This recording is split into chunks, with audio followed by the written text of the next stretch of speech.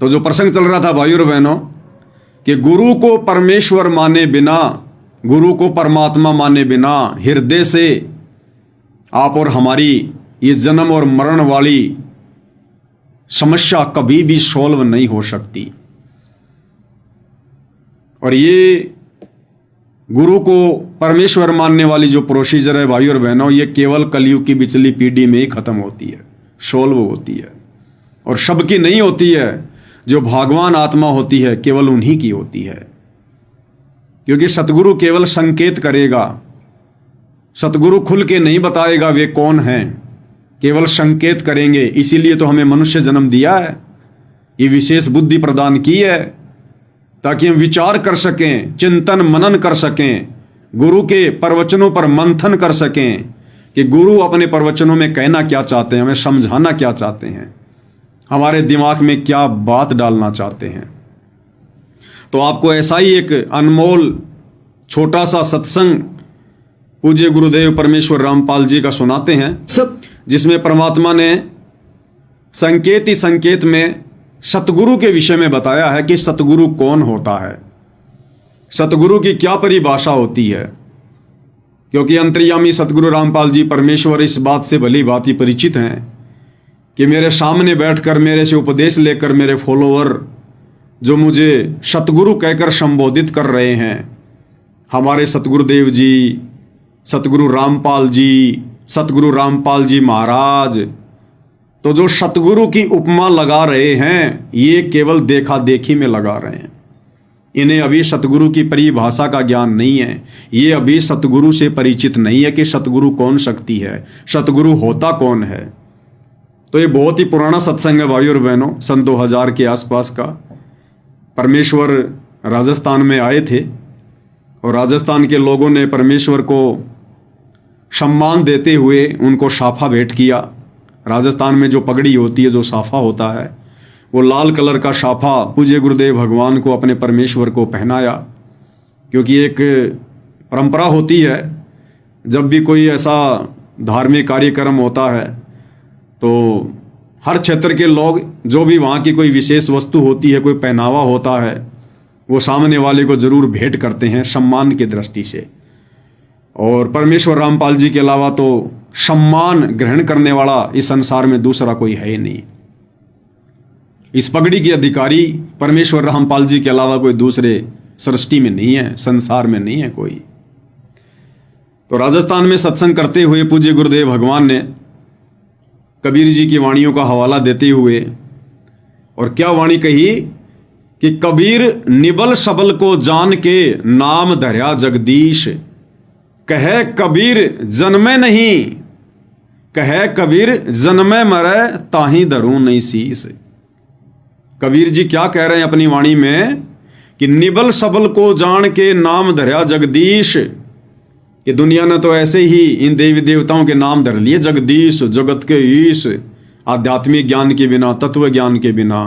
अब कबीर जी क्या कह रहे हैं, कहे कबीर जन्मे मरे ताही धरूं नहीं शीस। कहते हैं भले तुम कितना ही किसी को जगदीश कहो, चाहे ब्रह्मा को, चाहे विष्णु को, चाहे महेश को, किसी को भी। कबीर जी कहते हैं मैं तो उसको अपना शीश अर्पित करूंगा, मैं तो उसको अपना पूज्य मानूंगा जो जन्म और मरण से दूर होगा। कहे कबीर जन्मे मरे ताही धरूं नहीं शीस। जो जन्म और मरण में है और जिसको तुम सतगुरु कह रहे हो, जिसको तुम जगदीश कह रहे हो, जिसको तुम भगवान कह रहे हो, कबीर जी कहते हैं मैं तो जन्मने और मरने वाले ऐसे व्यक्ति को, ऐसे भगवान को, ऐसे सतगुरु को भाई मैं तो अपना पूज्य नहीं मानूंगा, मैं तो अपना शीश नहीं नवाऊंगा। क्या कह रहे हैं गुरुदेव भगवान और क्या इससे हमें शिक्षा मिलेगी, ध्यान से सुनिएगा। सबल को जाने के नाम धरा जगदीश, कह कबीर जन्म मरे उनको धरो ना शीश। ये ब्रह्मा विष्णु महेश, ये तो जन्म मरने वाले भगवान हैं, इनको मैं नमस्कार भी ना करूं। ठीक है, इनकी जितनी शक्ति है इनका लाभ अवश्य लेंगे, पर ये हमारे पूज्य नहीं हो सकते। तो क्या कहा गुरुदेव ने कि ये नादान जगत वाले ब्रह्मा विष्णु महेश को जगदीश मानकर, अपना पूज्य इष्ट मानकर, देव मानकर इनकी पूजा कर रहे हैं। लेकिन गुरुदेव कह रहे हैं कि निबल शबल को जान के नाम धर्या जगदीश, और कहे कबीर जन्मे मरे ताही धरूं नहीं शीस। कि भैया मैं तो उसको अपना शीस अर्पित नहीं करूंगा, मैं तो उसे अपना पूज्य नहीं मानूंगा, अपना इष्ट नहीं मानूंगा जो जन्म और मरण में है। तो भाई और बहनों, हम तो कबीर पंथी हैं। अरे हम सभी भाई बहन कबीर पंथी हैं, कबीर जी के द्वारा दिखाए गए मार्ग पर चल रहे हैं। तो हमने भी वही करना पड़ेगा जो कबीर जी कह रहे हैं, यानी जन्मने और मरने वाले को हमने कभी भी पूज्य देव के रूप में स्वीकार नहीं करना। जो जन्मता है मरता है वो कभी जगदीश नहीं हो सकता, वो कभी परमात्मा नहीं हो सकता, और हमने उसको शीश नहीं नवाना चाहिए। शीश नवाने का मतलब है हमने उसको पूज्य दृष्टि से नहीं देखना चाहिए, उसकी भक्ति नहीं करनी चाहिए। वो हमारा मोक्ष वाला जो झंझट है वो समाप्त नहीं कर सकता। तो ये कबीर जी की वाणी है, और हम सभी सतगुरु रामपाल जी के फॉलोअर कबीर पंथी हैं, कबीर पंथी। तो अब मैं उन अपने तमाम गुरु भाई बहनों से निवेदन करूंगा, प्रार्थना करूंगा कि मैं पवन दास तो कुछ नहीं कहता भाई, मेरे से नाराज मत हुआ करो। ये कबीर जी की वाणी है, और स्वयं सतगुरु रामपाल जी इस वाणी को बोल रहे हैं, समझा रहे हैं। अब इस आधार से सतलोक आश्रमों से जुड़े हुए भाई बहनों से मेरी प्रार्थना है, मेरी विनती है, भाई आप लोग तो अपने गुरु जी को जन्म लिया हुआ मानते हो। सतगुरु रामपाल जी तो आप भाई बहनों के अनुसार जन्म और मरण में हैं। आप ही कहते हो कि उनके पिता का नाम नंदराम है, उनकी माता का नाम इंद्रो देवी है। संत रामपाल जी का जन्म इंद्रो माई की कोख से हुआ है। संत रामपाल जी का जन्म गांव धनाना में हुआ है। तो आप खुद ही कहते हो भाई बहन कि संत रामपाल जी का तो जन्म हुआ है, वो तो जन्म और मरण में है। और आप लोगों ने एक 3D की फिल्म बना दी 25 मिनट की, संत और परमात्मा का अद्भुत मिलन, और उसमें आप लोगों ने बिल्कुल संत रामपाल जी को जन्म मरण वाला साबित कर दिया कि संत रामपाल जी तो एक जीव थे, परमात्मा के हंस थे, माँ के गर्भ से जन्म लेकर आए थे। और 1997 में संत रामपाल जी को तो कबीर जी ने सह शरीर सतलोक भेज दिया, और आज उनके चोले में खुद ही लीला कर रहे हैं।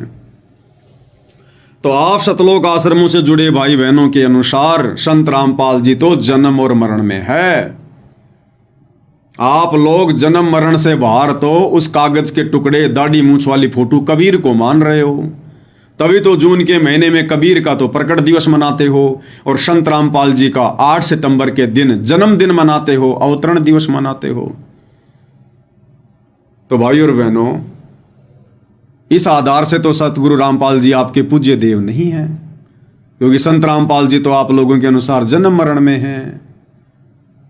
तो संत रामपाल जी को तो शीश नहीं नवाना चाहिए कबीर जी की वाणी के अनुसार। तो आप लोग किस दिशा में जा रहे हो भाई और बहनों? वो दाढ़ी मूछ वाला कबीर आप लोगों के सामने प्रत्यक्ष नहीं है। संत रामपाल जी को आपने जन्म और मरण में मान लिया, और जो जन्मता और मरता है उसके लिए खुद कबीर जी कह रहे हैं कि ताही नवाऊं नहीं शीस, कहे कबीर जन्मे मरे ताही धरूं नहीं शीस। तो बताओ आप लोग किस दिशा में जा रहे हो, किस मार्ग पर जा रहे हो? आप किस दिशा में जा रहे हो भाई और बहनों? समय बहुत थोड़ा बचा है। इस जिंदा कबीर सतगुरु रामपाल जी को पहचान लो ज्ञान को आधार बनाकर। अगर ज्ञान आधार नहीं बनाना आता है तो साथ संगति के वीडियो देखना शुरू करो। अपने गुरुदेव के आशीर्वाद से सत्सेवक भाई बहन तुम्हें बताएंगे, समझाएंगे कि ज्ञान आधार क्या होता है, गुरु को हृदय से परमात्मा कैसे माना जाता है, गुरु कैसे रजा बख्शेंगे ये बात हमें समझ में आए, उसके लिए गुरु को कैसे प्रसन्न किया जाता है, गुरु की मेहर प्राप्त करने के लिए, ज्ञान योग खुलवाने के लिए क्या क्या धार्मिक क्रियाएं करनी पड़ती हैं। अगर आप भाई बहनों की आंखें बंद हैं, ये माया का रस पी कर यदि आप डामाडोल हो चुके हैं, तो सत्सेवक भाई बहनों से संपर्क करो, साथ संगति के वीडियो देखो। तो भाई और बहनों, आश्रम वालों की पूरी तरह से आंखें बंद हैं और आप और हमारी आंखें पूज्य गुरुदेव भगवान ने किस कदर खोल रखी हैं, इसके लिए भी हम गुरुदेव भगवान की जितनी महिमा करें भाई और बहनों उतना ही कम है।